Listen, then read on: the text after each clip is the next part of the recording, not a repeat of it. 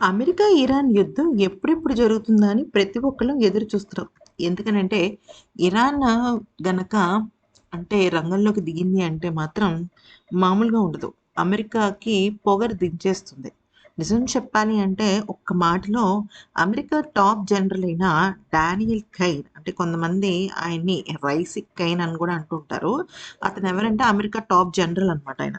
ట్రంప్‌కి ప్రైవేట్‌గా ఏం చెప్పాడంటే, అంటే ఇక్కడ ఏంటంటే సోషల్ మీడియాలో కానీ, మెయిన్ మీడియాలో కానీ మొత్తం అంతా కూడా లీక్ అయిపోతూ ఉంటుంది. సో, అమెరికా ఎందుకు ఇరాన్‌తో యుద్ధం చేయటం లేదు? ము ఇదిగో యుద్ధం, అదిగో యుద్ధం అంటోంది గానీ, తర్వాత మళ్ళీ చప్పగా చల్లగా టారిఫ్‌లంటూ ప్రపంచం అంతా కూడా 10% 5% 15% అంటూ బేరసారాలు ఆడుతుంది. అయితే ఇరాన్‌తో పెద్ద యుద్ధం చేస్తే చాలా రిస్క్ ఉందని, అమెరికా వద్ద బాంబులు, మిసైల్స్ వంటివి కూడా తక్కువైపోయాయి. ఎందుకంటే ఉక్రెయిన్‌కి, ఇజ్రాయెల్‌కి ఇచ్చేసిన తర్వాత యుద్ధం ఎక్కువ కాలం జరిగితే అమెరికా సైనికులు ఇబ్బంది పడతారు. పైగా ఖర్చులు. ఎందుకంటే ఇప్పుడు అమెరికా హై ఇన్‌ఫ్లేషన్‌లో ఉంది. మరణాలు పెరిగిపోతాయి. ఇది భవిష్యత్తులో చైనాతో యుద్ధం వస్తే అమెరికా బలహీనంగా మారడానికి కూడా మారిపోతుంది. సో, ఇదంతా కూడా దృష్టిలో పెట్టుకొని అమెరికా ఇరాన్‌తో యుద్ధం చేయటం లేదు. అయితే ఇది మొత్తం లీక్ అయిపోయి మీడియాలోకి వచ్చేసింది. అసలెలా అంటే మొత్తం మీడియా అంతా పుంకాలు పుంకాలుగా వస్తోందనమాట. అయితే ఈ క్రమంలో దీనికి సంబంధించి ట్రంప్ ఊరుకుంటాడా? ఇటువంటివి చెప్తే అస్సలు ఊరుకోడు. ఇది ఫేక్ 100% తప్పు. అసలు మేమందరం యుద్ధం కోసం ఎంతలాగా ఎదురు చూస్తున్నామో మాకే తెలీదు. అసలు మేము యుద్ధం ఎంత సులభంగా గెలుస్తామో మాకే తెలీదు. జస్ట్ ఒక హాట్ కేక్ తిన్నట్టుగానే మేము యుద్ధాన్ని పూర్తి చేసేస్తాము. మిడ్‌నైట్ హమ్మర్ విషయంలో కూడా మేమే మొత్తం లీడ్ తీసుకున్నామంటూ చెప్పడం అయితే జరిగింది.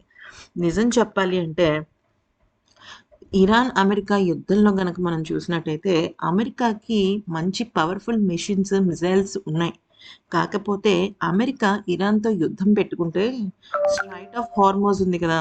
అది ఆల్మోస్ట్ ఊహించని మలుపు తిరుగుతుంది. ఎందుకనంటే పెట్రోల్ ప్రైస్‌లు అవి పూర్తిగా తారుమారైపోతాయి.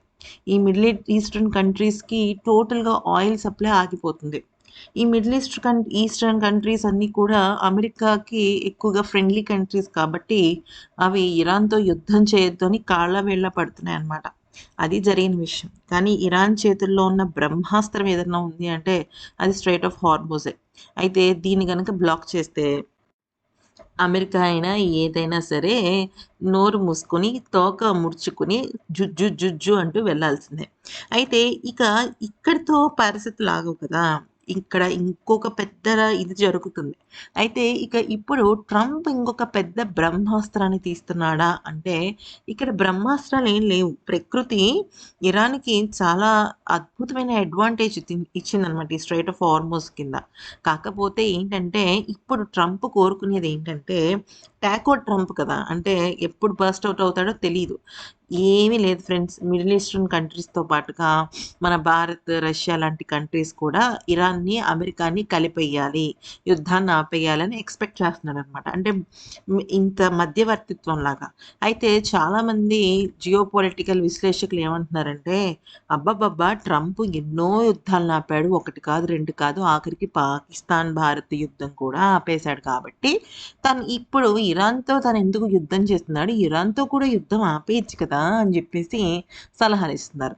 కాకపోతే అక్కడెలా అంటే ఏదో చేయలేక మంగళవారం అన్నట్టుగా ఉంటుంది కదా! కొన్ని కొన్ని పనులు.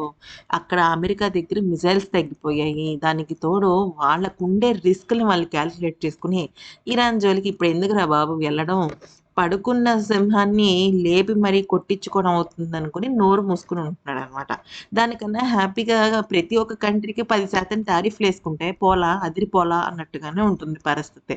ఈ వీడియో నచ్చితే లైక్, షేర్ అండ్ సబ్స్క్రైబ్.